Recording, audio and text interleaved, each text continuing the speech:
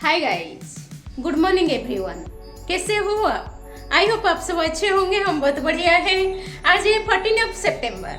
Welcome back to my channel Meeta की simple life. Video को end तक जरूर देखिए। देश की हर सीमा पर खड़े हैं वीर जवान, कहीं बर्फीली ऊंचाइयों पर, कहीं रेगिस्तान की गर्मी में।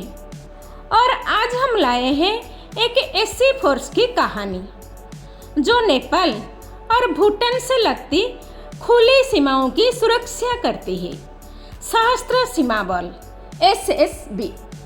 दोस्तों, ये सिर्फ एक ड्यूटी नहीं, ये है एक वादा देश के लिए जीने और मरने का। Welcome to this new chapter of our army blog. 1962 का चाइना वार। 1962 में भारत चाइना युद्ध हुआ था। इस युद्ध ने भारत को ये सबक दिया कि बॉर्डर एरियाज में सिर्फ मिलिट्री डिफेंस ही नहीं, बल्कि लोकल लोगों का ट्रस्ट और उनकी सुरक्षा भी जरूरी है। उस समय हिमालय रीजन के गांव ज़्यादा विकसित नहीं थे और लोगों खुद को अलग महसूस करते थे। इसी बैकग्राउंड में 20 दिसंबर 1963 को एक नई फोर्स का गठन हुआ, जिसका नाम पहले था स्पेशल सर्विस ब्यूरो एसएसबी। दोस्तों, इसका मेन उद्देश्य था बॉर्डर के आसपास के लोगों को सेल्फ डिफेंस ट्रेनिंग देना, उनमें पैट्रियोटिज्म जगाना, लोकल पॉपुलेशन को इमरजेंसी के टाइम आर्मी के सपोर्ट के लिए तैयार रखना।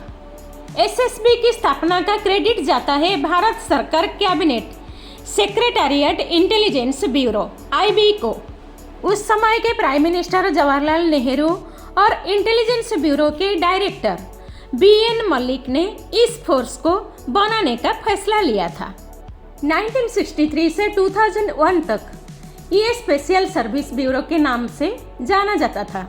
2001 में ग्रुप ऑफ मिनिस्टर्स जीओएम की रिकमेंडेशन के बाद इसको एक बॉर्डर गार्डिंग फोर्स बना दिया गया। दोस्तों, तब इसका नाम बदलकर सशस्त्र सीमा बल एसएसबी रखा गया। आज ये नेपाल और भूटान से लगती 24,500 किलोमीटर से ज़्यादा लंबी ओपन बॉर्डर्स की सुरक्षा करती है। 2001 में सशस्त्र सीमा बल की भूमिका काफ़ी महत्वपूर्ण रही थी।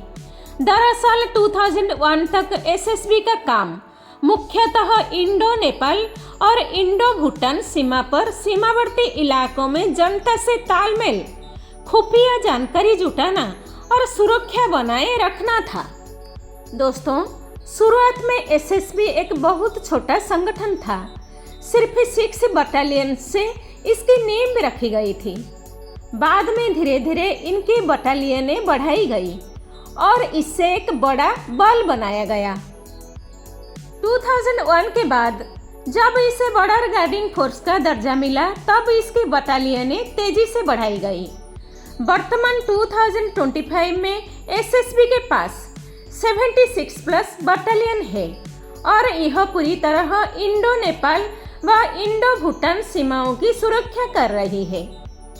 आज एसएसबी पूरी तरह से इंडो नेपाल 1751 किलोमीटर और इंडो भूटान 699 किलोमीटर सीमाओं की सुरक्षा की जिम्मेदारी निभा रही है।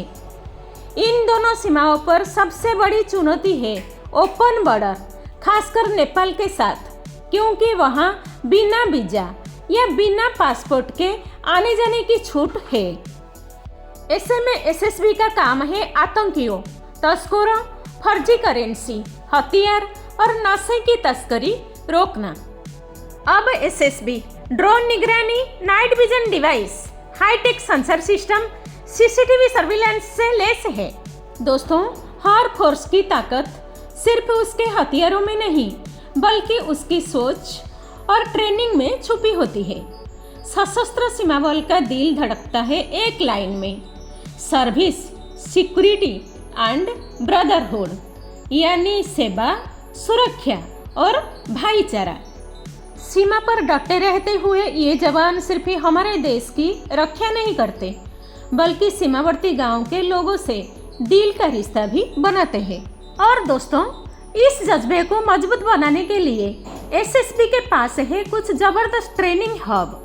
द सहस्त्र सीमा बल SSB has several training centers across India, including the SSB Academy Srinagar, Garhwal, Uttarakhand, Recruit Training Center, RTC, Supaul, Bihar, RTC Gorakhpur, Uttar Pradesh, and the Wireless Telecom Training Center, Shimla, Himachal Pradesh, with others in locations like Sonitpur, Assam, Kolkata, West Bengal, and all over Rajasthan for specialized dog training।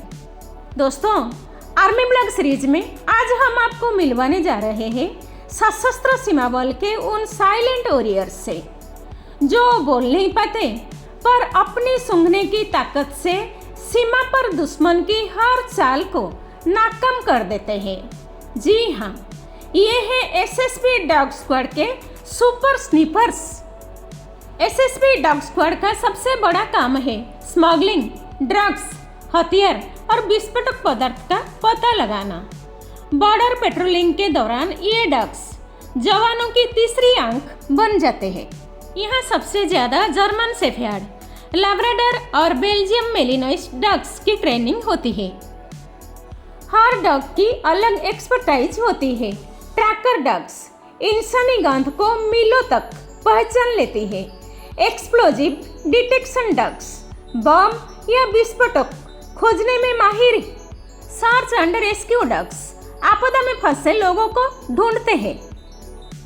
SSB के dogs की training Selan, Amethi Uttar Pradesh और गोरखपुर जैसे खास canine training schools में होती है। यहाँ उन्हें ओबेडियंस, ट्रैकिंग, डिटेक्शन और कॉम्बैट सिचुएशन में तैयार किया जाता है। दोस्तों, हर डॉग का एक फिक्स हैंडलर होता है। ये रिश्ता इतना गहरा होता है कि डॉग सिर्फ अपने हैंडलर की कमांड मानता है। जवान और डॉग एक दूसरे की जान बचाने के लिए हमेशा तैयार रहते हैं।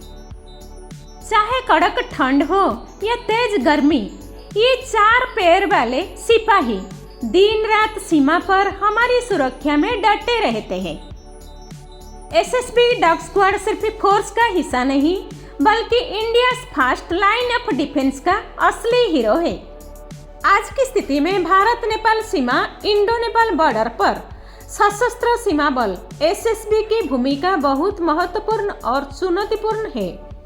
यह सीमा लगभग 1.751 किलोमीटर लंबी है और इसे भारत के उत्तर प्रदेश, बिहार, उत्तराखंड, पश्चिम बंगाल और सिक्किम राज्यों से जोड़ती है। क्योंकि भारत नेपाल के बीच treaty of peace and friendship 1950 के कारण यह एक ओपन बॉर्डर, खुली सीमा है। इसलिए यह निगरानी का तरीका दूसरे अंतर्राष्ट्रीय बॉर्डर से जैसे पाकिस्तान या चीन से अलग है। भारत नेपाल के नागरिक बिना वीजा और पासपोर्ट के दोनों देशों में आ जा सकते हैं। एसएसबी हर नौ मेन लैंड, पिलर एरिया और पैदल मार्ग पर गश्त करती है ताकि कोई अवैध गतिविधि, स्मगलिंग, मानव तस्करी, ड्रग्स ट्रैफिकिंग न हो। दोस्तों, इस खुले बॉर्डर का फायदा उठाकर सोना, ड्रग्स, फेक करेंसी, हथियार और वन्य जीव उत्पाद की तस्करी होती है। सशस्त्र सीमा बल लगातार इंटेलिजेंस बेस्ड ऑपरेशन चलाकर नेटवर्क तोड़ती है। दोस्तों, सशस्त्र सीमा बल मानव तस्करी को भी रोकता है।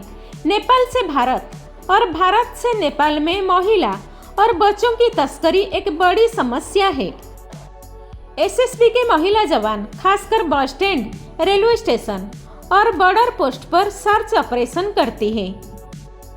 एसएसबी और Nepal armed police force APF नियमित रूप से कोऑर्डिनेशन मीटिंग करती है।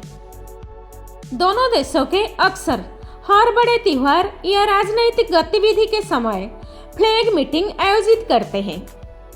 अब SSB drone, CCTV, night vision device और सैटेलाइट बेस्ड लोकेशन का उपयोग करती है। महामारी के समय एसएसबी ने बॉर्डर पर हेल्थ क्लीनिंग और मेडिकल चेकअप कैंप लगाए थे।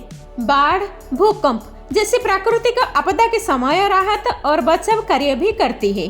दोस्तों 2025 की नई चुनौतियां क्या है, आइए जानते हैं विस्तार से। ड्रग्स रूट का बदलाव।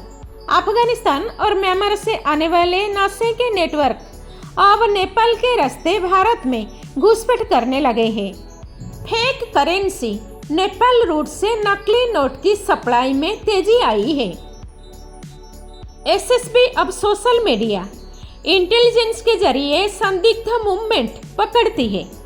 बॉर्डर आउटपोस्ट बीओपी हर 4-5 किलोमीटर पर बनाई गई है। मोटर बोट पेट्रोल, जहां नदियों जैसे गंडक, कोसी बॉर्डर बनाती है, वहां मोटर बोट से पेट्रोलिंग। लोकल गांव में मेडिकल कैंप, खेल प्रतियोगिता और शिक्षा कार्यक्रम ताकि जनता एसएसबी को सपोर्ट करें।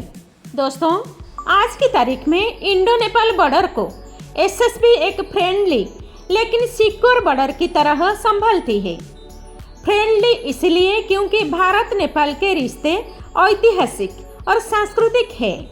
सिक्योर इसलिए क्योंकि यह रूट स्मगलिंग, आतंकवाद और मानव तस्करी के लिए सबसे आसान माना जाता है। तो दोस्तों ये थी एक छोटी सी झलक इंडो नेपाल बॉर्डर पर एसएसबी के रियल हीरोज की। उनका मिशन सिंपल है, दोस्ती भी सुरक्षा भी। अगर आपको ये ब्लॉग इंफॉर्मेटिव लगा, लाइक करके अपना प्यार दिखाइए, शेयर करके देशभक्ति का एहसास सब तक पहुंचाइए और हाँ, सब्सक्राइब बटन दबाना ना भूलिए ताकि ऐसे ग्राउंड रिपोर्ट और बॉर्डर स्टोरीज सबसे पहले आप तक पहुंचे। ये है मीता की सिंपल लाइफ चैनल, जहां बॉर्डर के हर हार्ट बीट आपके साथ धड़कती है। जय हिंद।